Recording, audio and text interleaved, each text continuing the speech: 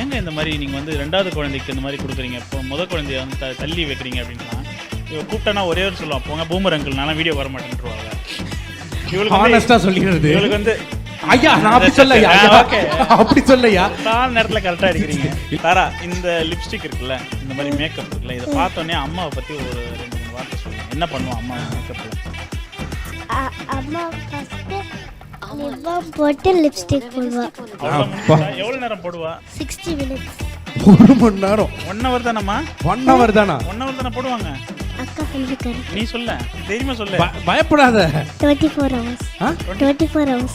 24 hours. You are not a normal person. You are legend.